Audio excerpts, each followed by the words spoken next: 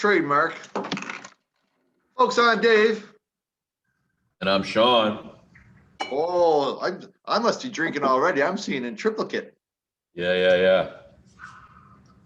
So yeah, we have a big night tonight, eh? Well, who are we?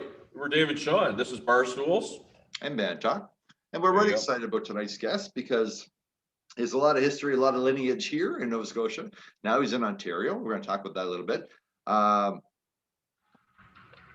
Bring him on, Sean.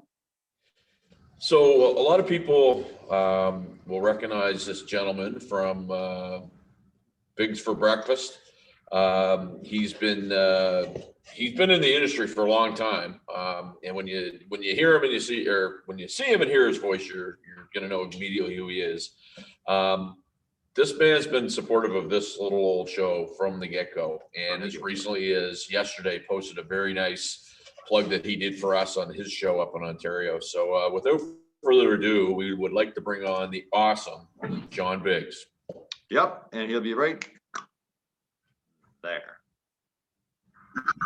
There he is. How are you? I thought actually, today, February 11th is Get Out Your Guitar Day. So I can do that too. There you go. Are we jamming? Are we going? Sean cannot participate in this. Sean, do you have a guitar? Drummer. Yeah, well, he could still have a guitar. I mean, right? I forgot my guitar, but I'm not used to seeing two people in the same room that don't carry gear, so this is kind of a little perplexing for me. Like Sean and Biggs players, I'm sorry. No kidding. Anyway, so I just thought I'd have my guitar out because it's. What is that, John? What type of bass is that? That's a really nice looking bass. Ibanez Axstar. It was, I think, modeled after the early Stein. What were they? Steinberger. Steinberger. Right? But it's still got a little bit of body. Like you know how the Steinbergers look like a 1920 cell phone, right? They look like or pocket fishermen, I used to call them. So yeah, exactly. So mine has a little bit of a body, which of course we all have slightly larger bodies now that we're in the pandemic. So anyway, so what's going on? Oh, the clever segues, man. You're like segue man. We want to start at the beginning with you, John, if we could, because there's a lot of folks that are like, well, and what we said, I hope your ears weren't burning during our introduction, but we said nothing but nice things about you. Oh, did you? You've been a great supporter of what we do here in Barstools right from the beginning. And it's funny because it's like we know each other because we've been in contact so much through Facebook or whatever else, and sending you pictures and video or whatever. So, and got to say a shout out to Harry Jam because I send him something and say, look, I've just got these pictures, but I have this song, and he throws it all together and a master, amazing guy. Anyway, a very supportive guy, right? Incredible. Underrated. Anyway, I don't know where you want to start. I'll start at the beginning. So you're from Dartmouth. What's that? I was Eastern Passage. My dad was Navy. He was out of the Navy by the time we moved to Eastern Passage, but he wanted to be somewhere close to a forces base, so we were right up against CFB Shearwater, and that's how I got to know Bruce. Just down the road from, essentially Bruce is over here in lower marriage quarters in Shearwater, and then Dwight was on the other side of me on Howard Avenue, and so we got together and started playing some tunes together. But for me, originally, I get into playing bass guitar because I used to have to dry the dishes at night. My mom died when I was a kid, when I was 13, and so. My sister and I basically had to pick up the load. She would do the supper and I would do the dishes after supper. And we had this old AM radio and it was in the kitchen. So I would turn it on and it had incredible bass response. And I would hear all these bass lines about, CJCH and CH&S used to play, a lot of Motown and some really great bass. I just kind of fell in love with all those bass lines and wanted to be a bass player because of it. So, and there was nobody in our family who was musical. There was no one who, my dad sang badly. My sister was never into playing. I just decided I wanted to play. And I seemed to gravitate toward musicians. And one thing led to another. There was there was a guy who was actually playing bass in Bruce's band, and he decided to quit. So I went out, grabbed a bass and an amplifier, and off I went. What year is that It's now? a weird way to start, I think. What year is that? Would have been, well, we were high school, so it would have been 70s, would have been mid 70s, 73, 74, around there somewhere. Okay. When we first started. And Bruce was his older brother, Mike, who's a hell of a guitar player, a very, very good guitar player. He and myself and Bruce and Dwight, our drummer, we started playing in the four-piece, and was called Hooker at one point. Played a great show at Prince Andrew in the auditorium. Was wonderful. There was, I don't think the place was sold out, but the audio, I think Mike Nelson had the audio from the show, and it just sounded so wonderful. We're playing old Zeppelin. We're playing like, I don't know, Stranglehold by, the crazy guy, the crazy conservative guy who likes to shoot everything. Please give me his name. What's his name? Ted, thank you. So we were playing all kinds of great music like that. And so then Bruce got, Dave Roberts saw Bruce and wanted him for Titan. And that's when Bruce went off to Titan.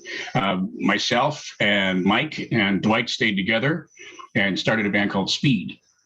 Okay. Had Stephen Higney as our vocalist, John Tate, who had spent some time in Titan as well, Brian Frail, and that became Speed for a while. And that was we got a lot of gigs. We got a ton of gigs in the Halifax area. So it was that was nice. And then Dave called me, and Dave and Bruce and the guys, and wanted me to play Titan, and then doing that. Now this show at PA, was this the famous So Peter and that's Henderson actually show? Titan for. Was that the famous Peter Henderson show where he was blowing the shit out of Peter everything? Is that the Henderson? one? Was that? Yeah. Well, yeah. He was. Peter became. For me, the best part about, and it was tough for me. I found I was probably overwrought emotionally when we started losing people. We had Jimmy at first on guitar, an amazing guitar player, and Jim's posted some stuff as well. And you can hear him play the intricacies of stuff like Hotel California. He's just a fabulous guitar player. And he decided he was going to hook out. I think he probably looked at the four of us, myself and Peter and Dave and Bruce, and thought, we're crazy. And he thought he was, he didn't necessarily want to stay on the road with these guys. And we were 52 weeks a year on the road. That, it was nuts, right? We practically had to request time off to have a vacation. Vacation was usually getting a week to play in Halifax. We didn't play in Halifax a lot. Like, we played everywhere in Atlantic provinces, but Halifax very rarely. So yeah, it was incredible gig. Titan was such a good gig. And then Jimmy was replaced by Molozan, who sadly has left this earth. But that was, what a great lineup that was. Dave and Mo and Bruce and myself and Peter Large. And on sound was Terry Alders, one of the finest, I believe. And Peter Hendrickson was our light guy. Keith Wells joined us for a while as our spot guy. So we had a second light person. And the equipment was great. The lights were amazing because it was Peter. Yep. That was basically the start of Peter, right? And then he went on to build bigger and better things. So actually, I think he went to Oakley for a while after Titan, and then started making the big company. So yeah, so those were the playing days for me. But I was kind of, I don't want to say it was short-lived, but I was, and we played a ton of gigs, got to open for Max Webster, for Moxie, groups like that. I think I was probably in and out in about a couple of years. Had known the guys beforehand, but was out in about a couple of years. So when we first started Barstools, John, Titan was one of the bands that kept coming up. So everybody said that they were like, find some Titan clips. What do you think it was about that band that resonated with of those folks at that time? I think so many of us, Dave in particular, Mo as well, Peter. I think we all just, those guys in particular, but we all just wanted to get it exactly right. Like we were real sticklers for getting it just exactly right. So we obviously developed a style. We played Beatles, didn't sound anything like Beatles. You knew it was the Beatles songs, but they were a whole lot tougher than what the Beatles, was. The Beatles didn't have the kind of equipment in their day, which is why they didn't play live very much. To perform that. Maybe they would have eventually moved into that kind of a sound, but our sound was just a little bit tougher. I'm not sure. We just, David was such an incredible vocalist, and we worked really hard on harmonies. With our Queen set was amazing. We just worked really hard to make sure it was right, and we brought it every night. It was, for me, it was, you're going to work, right? You're going to be the best you can possibly be. So lose about 5 pounds a night, just sweat. Yeah. Well, it's funny you mentioned PA. Mentioned PA, John. You mentioned PA because I actually got my start in the same auditorium. I happened to be playing a variety show, and there was an agent that was there. And Dave and I eventually got in the band, and we had another dubious distinction. We got fired in every bar that we played at. So Titan can't claim that. We never got fired. Oh, where'd you go? Here. My mouse moved. We never got fired, I don't think, from a gig. We had a couple of gigs though where people just weren't fans. There were a couple of bars in Cape Breton where, we'd come out and play a Spirit of Radio by Rush. And I remember walking outside to have a smoke back in the days when I still smoked cigarettes. And we'd be in between sets, and you'd be standing there, and we never wore jeans on stage. We always tried to look the part. You're standing out there in your rock and roll gear among these guys, and one guy said, "Yeah, you're from Toronto." I said, "No, we're from Halifax." And he honest to God, quote, "No, you're from Toronto." So I don't know if it was, I don't think it was an attitude. Like, we didn't have an ego, bad attitude. We just tried really hard. We just played our best. Yeah. Right. And I just think it was that crowd interpreted it as, you're too big for your britches, possibly. Maybe a little pompous. I mean, you caught the tail end of that show band. Anyway. I remember Jackie Smith, like when we interviewed Jackie, he said the same thing, watching some of these show bands that were 7 and 9 piece with, horn section, and they had the cool disco clothes and whatever else it was. I mean, they were a real show band. And you were probably at the tail end of that, where it mattered what you looked like. It mattered what you sounded like. And you took it seriously as a job. Yeah, and again, Hendrickson was such a big part of that, and there were very few light shows like the one that we had. We had these ridiculously huge columns of smoke on either side of the stage. I always thought this is either Gates of Heaven or Gates of Hell. I'm not sure, but it looks really cool, right? He just had them blowing straight down, right? So there were these giant columns of smoke. I thought he just had a lot of really cool ideas. Like, he was very innovative when it came to that stuff. Right on. He also made it smell really good. He'd flavor it. Way back in the day, I don't know if it's pretty common. Maybe it's common now for fog to smell good, but back then it just smelled like dry ice. So he started adding these little flavor buttons to it, and it would smell like strawberry or whatever. So yeah, now it's all cool. Old Spice and Axe. So yeah, that was that it all smells like and musicians who don't shower. Although it was the days of, and you hung upside down so that your hair was puffy, right? You blew dry your hair upside down so that it would puff up. Those days, hair. Yeah, I remember. Yeah, I remember hair. Me too, brother. I would stand very tall so no one can see the back of my head. So John, you mentioned you were tight for. I'm not sure if there's nothing. Yeah, it was 70, I think maybe 78, 79, 80, 81 into there. And then is So that when you it was, observed and radio? it was, you know,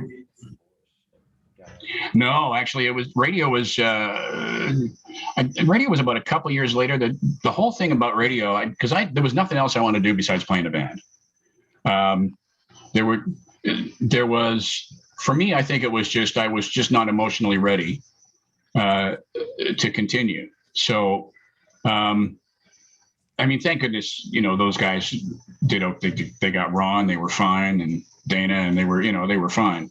But I just, looking back, I probably would have done it differently. I probably would have tried to stay longer, but at the time I just felt like I couldn't.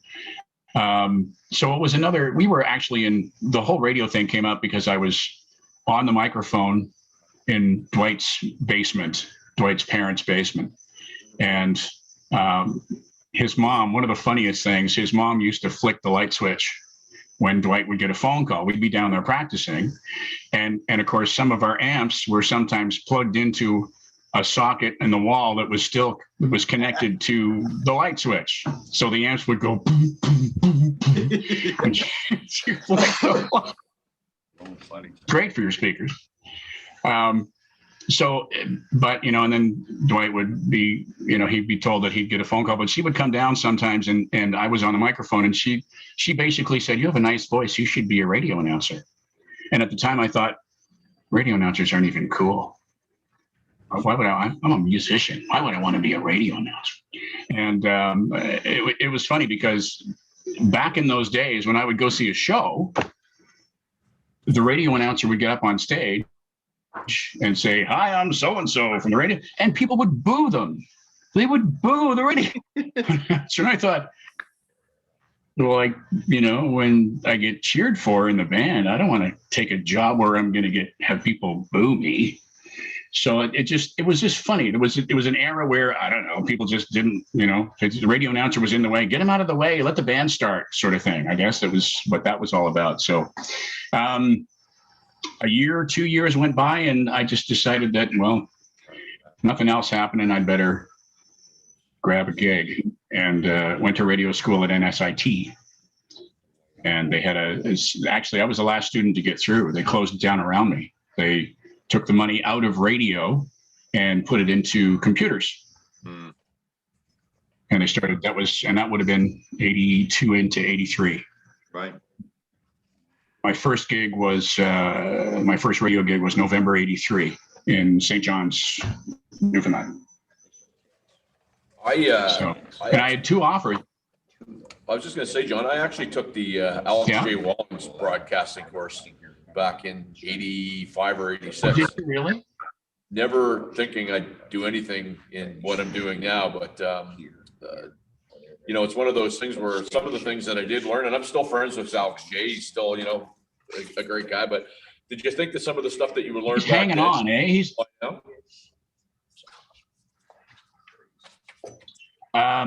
What I felt I learned in radio school was what not to do. I think what you learn in radio school is what not to do. You don't necessarily learn. I think it's just experience that teaches you the things that you eventually develop that become your style. And, for many years, you really don't necessarily have much of a style because when you're young, you're told these are the things you're going to talk about. These are the breaks you're going to, and right. Even, FM radio was really super regulated. Long before I started, it was worse, I think, but you had to do foreground. You had to have 30-second breaks of something about that wasn't weather related or traffic related. It had to be 30-second. And this was all CRTC regulation. This was the way FM had to run, right? AM radio was a whole lot more fun because you just said what you wanted to say. But FM radio had pretty strict regulations. Even when I started at C100, there was still the whole foreground thing. Couldn't have any surveillance information in that. It had to be that 30-second break and then into whatever else you were going to do. So I would say radio school for me taught me the basics of what not to do. Don't swear on the air. It's ironic that you got out of radio school but, around the same. Sorry, John. So I was going to say it's ironic that you got out of radio school just around the time that WKRP in Cincinnati became a popular show. I'm sure, and then everybody wanted to be radio, right? Yeah. It was funny because I never really took to the show. Like when I would watch the show, these guys aren't wearing headphones. So it was, for me, it was all the technical stuff that they didn't do. It was like, well, it's not really exactly what it's like. I mean, it's a fun show. All the actors were great. I think we're a little tough on the sales guy. Herb's, I don't think all salespeople were anything like Herb Tarlick, but it was, man, you'd be hard pressed to find a station manager who was as dopey as Gord. I mean, fantastic actor, right? He was a fantastic actor, but you're a station manager, one of the sharpest guys in the building. Better be, anyway. I would like to think that Lonnie Anderson works at every radio station in town. I would like to think that Lonnie Anderson works in those type of environments. Yeah, wouldn't that be? Yeah, I don't know if there's. I don't know if I can recall a Lonnie Anderson-esque employee. I think normally what happens, if you look like Lonnie Anderson, you do what she did, you end up on TV. So, we go back to that famous face for radio thing. Right? I never said it. Only off air. So anyway, you guys, I think what's really cool, what's happened with you guys is you now have this, you've created this side gig. I've been picking up this bass recently. Dave's had some songs that he's sent me a song recently, and I'm going to see if I can put some bass tracks on it. But you guys have taken it a step further. You're like, let's do this band on the side. You've actually created a whole new thing, and you wouldn't have had you not taken this on. So it's kind of like a gift, right? Wouldn't you say? Yeah, absolutely. I would. You are happy. Go ahead, Sean. Well, no, I was just going to say, I mean, to that point, and I mean, John, obviously listened to you on the radio when you were here, but, you're one of the first guys that we would call a media personality that sort of jumped on and started supporting us.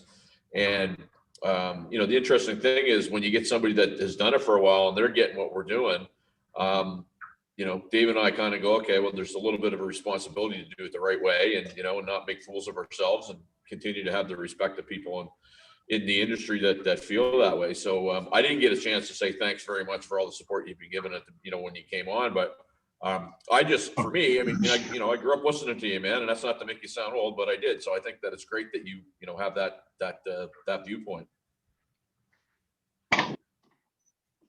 Yeah, I guess Halifax would have started about, for me, would have been like, I started at C100 in Halifax at around 86, I think. Summer of 85, started doing mornings in 86, and then was like 9 years morning show host. Peter Harrison is still there. And to me, that's the most amazing thing. They've even, I would miss hearing now, if I was in Halifax, I would miss hearing CIOO is C100, because that was... They've got the best call letters, CIOO, right? C100, it's perfect. But now they're the move. Now they don't use C100 anymore. So right, they're still at 100.1 on the dial, but they don't use C100 as they're called. Now they're called the move. So now, we had Nicole Belfontaine here on Tuesday night, and I told her that you said hello, and she had just started with, I guess, your radio group around the time that, you were leaving, I guess. But you remember Nicole Belfontaine starting, is that right? Or yes, yeah, absolutely, yeah, I do. Yeah, she and I remember her coming into the studio, and actually I remember her first sending me a note on Facebook and saying, "I don't know if you remember me, but," and yeah, so it's kind of cool that she's still at it. I mean, so many people aren't. You look at what happened over the last week or so, it's not uncommon anymore for that sort of purging to happen, right? It's happening every November. Right. Everybody's looking over their shoulder in September, wondering what's coming. So, and November seems to be the month. Particularly the big companies are, they check their balance sheet and say this has to change. Right. One of the problems with the larger companies is they're publicly traded, and then you're answering to another group of people who only want to see profit. Right? They don't care about personalities. They only care about profit. It's only the listeners of all those radio stations in all those TV markets. That's right. Even like so many TV people, my God, that care about the individuals, that you emotionally invest in people. Right. Right. You wake up to that same voice every morning. And thank you, Sean, for listening to me. Trust me, it still means when I started at Jewel, and this is the Jewel radio station that I work at here in Southern Ontario. It's about the fourth. It's the fourth strongest signal in all of Ontario. It's a very big radio, big fat signal, which is wonderful. But when I started there, I was getting emails from people all over the area saying, so great that you're there. I've been listening to you in London. I listened to you in Hamilton. I listened to you in Tillsonburg, wherever I happen to have been working. So when you get a note from somebody that just says, keep doing what you're doing, so glad to have found you again, it means the world, right? It's like a little standing ovation. It's like when you used to, at the end of the night, when people were smashing their glasses on the table, wanting you to come back out for another tune. That's what it's like. It's like getting an encore. Well, you get an encore from us, John. I wanted to talk to you about that. What's that? No, I was just saying you get an encore for us for sure, because I mean you're again not just you're a hero to us anyhow, as I mentor in the music industry, but to be like to have that kind of career you've had so far, you're obviously doing something right. You know what I mean? And there's been a lot of changes in radio stations down here in Halifax. I mean, you watch Chum into Newcap, into Stingray, into all the changes that have been, and you've went through all that stuff. Nicole did the same thing. There's a lot of folks who have. I was very fortunate. There was a guy who kind of saved me from things in Halifax. When I left Chum, Chum. No one ever knows what Chum is anymore. What's now Bell? All the Bell stations, C100, all those stations, was Chum at the time. So that happened to me 3 times. Like I've been.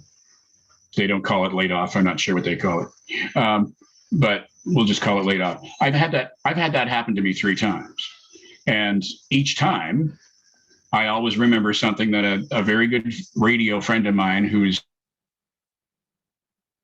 I worked for at one point in my career said, the good ones always land. So what you have to remember is you're a plane. Land the plane. Find a place to land the plane. And that's what you have to keep doing, because, like Jay and Dan from TSN, Dan just got let go, which is crazy because you don't think of Jay unless you think of Dan, right? On TSN, they do a great show together. So Dan's now looking for work. I can't imagine he'll be out of work for more than a month, maybe less. Like, why wouldn't you want to hire this guy? He's one of the best in the industry when it comes to, sports announcing. He's funny. He can be, obviously he can work as a team, work in a duo. So hopefully somebody's going to pick him up and he'll be fine. But all this, there's like 200 people in the last months that have lost gigs, that now have to do that. Okay, let's pivot, restructure. Happens every year in radio, every year, right? And that my opinion on that, John, is they never get rid of the right people. Seriously. Well, and I understand that too. I won't name any names, but I got an email from somebody in the last couple of days that actually said, finally, they got rid of so-and-so.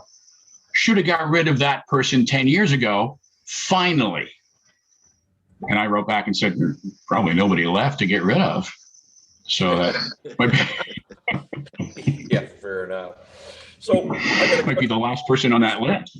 I got a question for you, because obviously, you know, you've been doing this a long time. You know, the CRTC and the power that they have over, you know, your industry.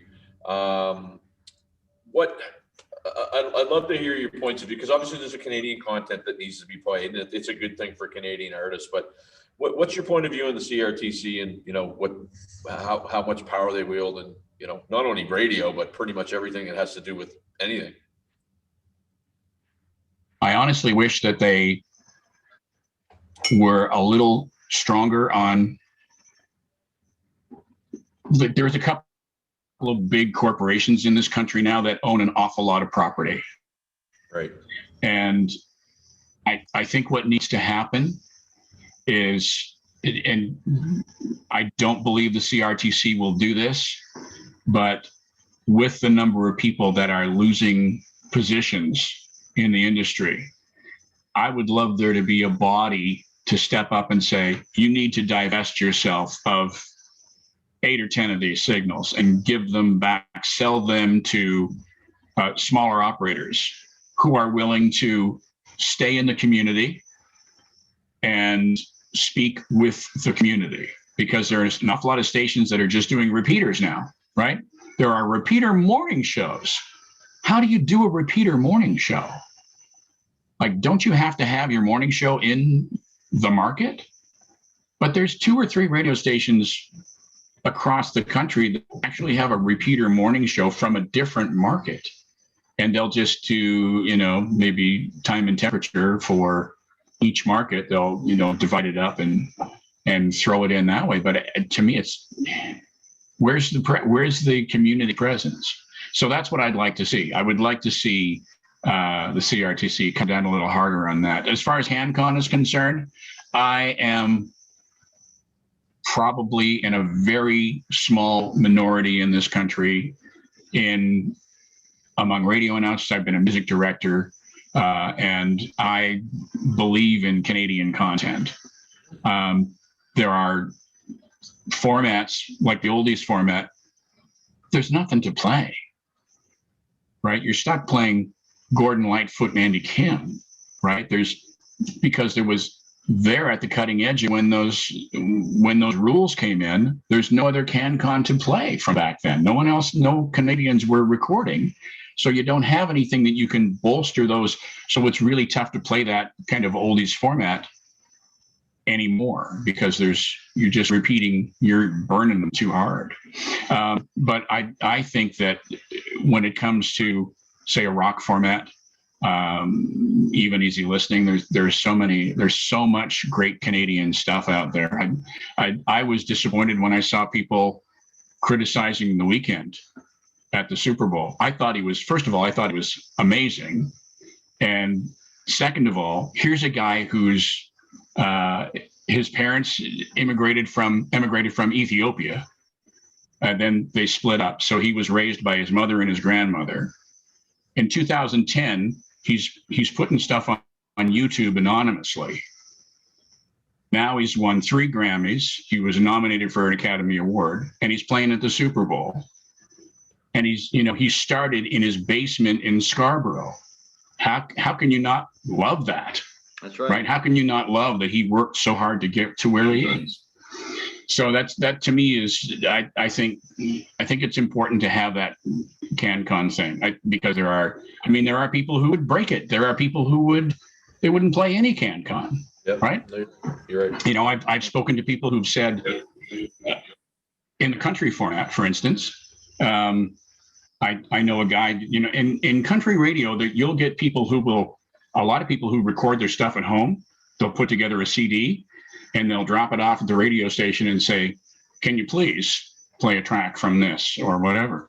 And I've worked at radio stations who will actually do the grassroots thing and try to help artists like that. And others who have this attitude. They've got pictures on the wall of Garth Brooks, Faith Hill, and they'll say, your song has to be good enough to go in between those people. If it's not, I can't play it. And that's tough, right? That's really tough. So tell me the story now. So when you were a music director, did you have more authority at that stage of the game? No, music director, I hate to say this, music director is more of a clerical job. Okay. Your job is basically to make sure that you've developed a format that is as smooth as possible. You don't have any, so it's more like a wave, right? So if you're, from tempo, from the kind of urgency in a song, any of that sort of thing, right. Male, female, all that stuff, all that has to play into what you put together. And then there's, at one point in FM's history, there was a hit to non-hit ratio that you had to worry about as well. That not so much anymore, but there's still the CanCon thing. And you always have to make sure that they're stricter now on a daily basis with CanCon than they used to be. Like people used to load up on CanCon at the end of the week. Like they would throw a ton of CanCon in on Saturday night or Sunday night, and just to fatten up their CanCon so they didn't have to play so much through the day from Monday to Friday. You can't do that anymore. So they've changed that so that the Canadian artists get play where they should get play and where they'd be heard more often.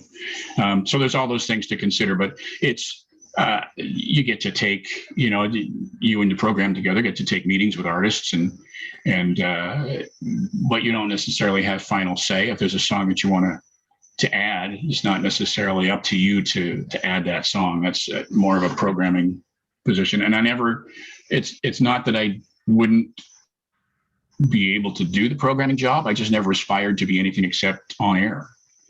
And I like being not necessarily a clown on air, but I like to be able to have fun.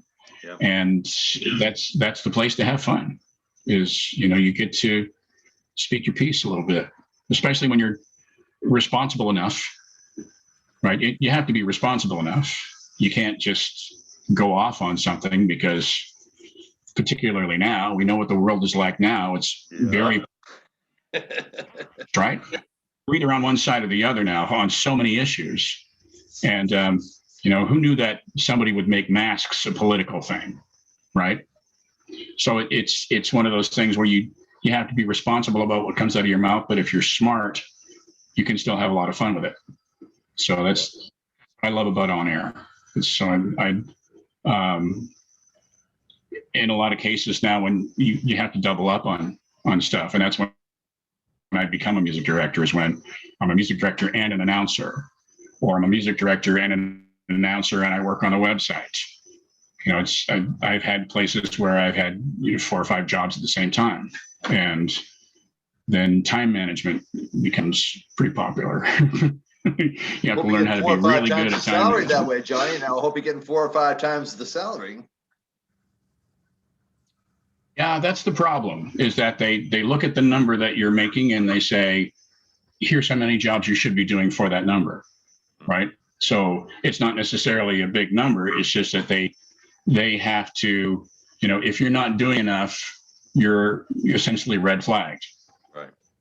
So they look at that and go, right. And then you're in November, you're sitting in the boardroom with a big brown envelope in front of you.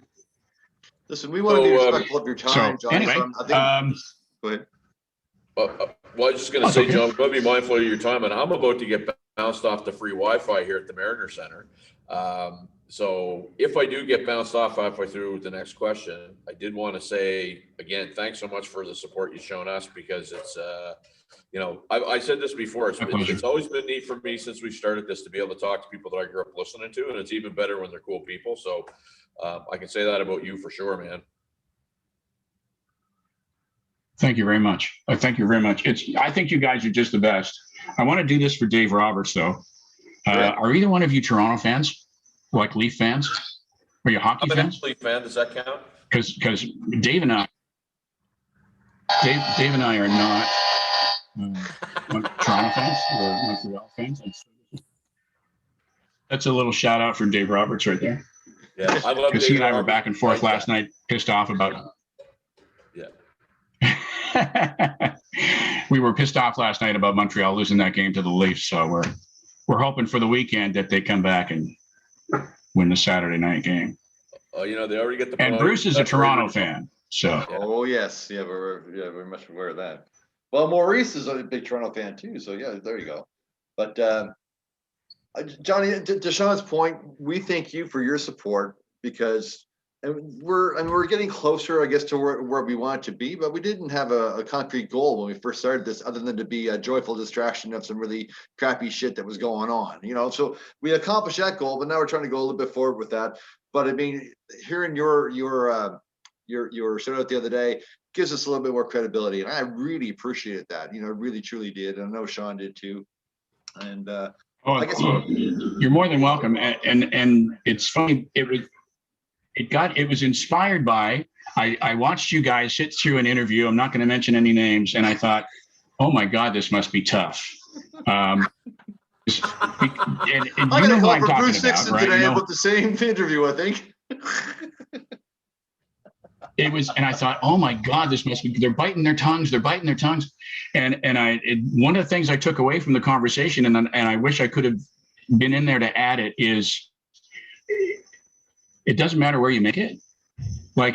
To me, it was, what I took away from it was, if you're looking for fame to define you, you're never going to be happy. You're never going to be happy. You have to be authentic. Yep. Right? You have to be yourself, and you have to have a purpose, because if you all of a sudden become famous and you don't have anything to show, right, then what are you famous for? It's famous for being famous. You want to be, Kardashian.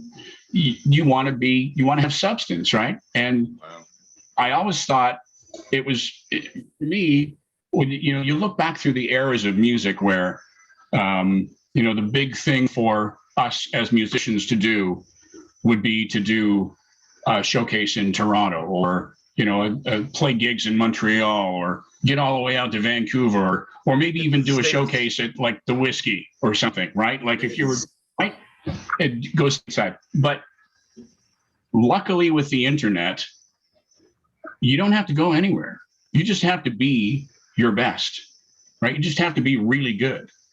And again, my point to the weekend, the guy 10 years ago was in his basement in Scarborough, and now he's a friggin' superstar.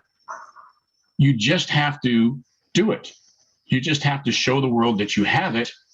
There's your platform, right? And that's what you guys are doing, is you're exposing people to the world through this. And people are, well, I mean, look at the kind of people who've come out of Nova Scotia, everybody from, Sidney Crappie to name 10, you can name 10 music artists, Yeah. right? You can name 10 music artists that have become famous all over the world. You don't have to go back as far as Anne Murray for that, right? It's just, it doesn't matter where you are. You just have to be authentic and just do your best. Well, Johnny, it's So quite for honestly, me, and this is why, I was just saying, as we wrap there, you were naming all those things there, John. And I was about to say, I'll take things Dave's never done for 1,000, Alex. But anyway. no bearing. It's like, I'll just say some Marshall thing and see if people catch on. So yeah, back to my story. Johnny, you and our opinion are one of the best. We appreciate your authenticity, and we appreciate you being on the show tonight, man. And we do appreciate that. Really appreciate it. thanks, man. It's great to see you, and good luck with that little side gig band you got. I think the fact that that side gig band has come out of this is a little present for you guys. Little side hustle from the side hustle. I think you guys and Michelle and we're all about side hustles. I think that's I think it's it's very cool. Thank you, So sir. good luck with that. And sorry, while I'm here, because I like I'm into the promotion thing. Yeah. When is your band actually hitting the stage at Monty's? March 19th to 20th. Right, and that's to make up for the ones you were supposed to have before Christmas, right? So we had a December 5th show that was postponed due to the shutdown. So the numbers changed. So we decided to have two shows to kind of break it up so that everybody could go. Good. So March, Right. and Side Hustle's going to be when? 27th of February. 27th. Yeah. Same venue at Monty's. Right on. Good old Monty. And well, you know that we've got still here in Ontario, we've got over 1,000 cases a day still. So it's going to be a while before we're back on our feet. But with you guys, at least, and I think it's going to be a whole lot sooner. And it's nice to see, you know, Bruce getting the place open again, and Monty's getting going, and other people being able to showcase their wares and stuff. Like I said when I was talking about you guys on the air on the Jewel on Saturday, 1 to 3 p.m. Saturdays, everybody, is that you there's you guys have helped so many other, not just musicians, but people don't realize, you know, everybody from the people who print the tickets to make the posters to turn the buttons to, you know, turn the lights on, all of those people, you know, not just, and the servers and the people who own the establishments, like everybody, right? And yes, the three of us can sit here and say, what do you mean music's not essential? What the hell would we do without music right now in our lives? It's exactly it. You know, would you sit in your house by yourself in silence? Right? You don't sit in your house in silence, right? You have music to feed you. Music feeds your soul. Of course, it's essential. That's a great note to end on. Yeah. I keep finding these memes online, and I'm not a big meme guy. I don't like all that stuff. But I mean, sometimes there's something that'll hit your heart. And so, you know what, maybe people should hear this, you know, because it's true that music is the healing properties. It's true. It's authentic. Whatever kind of mood you're in is what you're going to get out of it. Whether you want to be something that's upbeat or something that's going to bring you back, maybe a little nostalgic, a little sad. But it's critical that people have it in their life. You know, they need music in their lives. Yeah.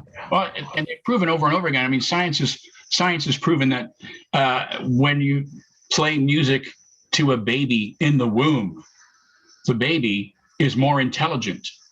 The baby becomes a more intelligent human being because it heard music while it was in the womb. You're giving me an awful lot of material to work with there, John. In Sean's case, all he heard was talk radio. When he was in the womb, all he heard was talk radio. That's all his parents would play for him. Yeah. It's, you know, it's a good thing you guys like each other, right? Yeah. John, thanks so much for doing this, my friend. My pleasure. Thank you. Stay safe, and thanks for asking me. Yeah, peace out. Stay safe. And all right, you too. All right, man. You take care, brother. Bye. Thanks, man. You too. Barstools, Bandtalk.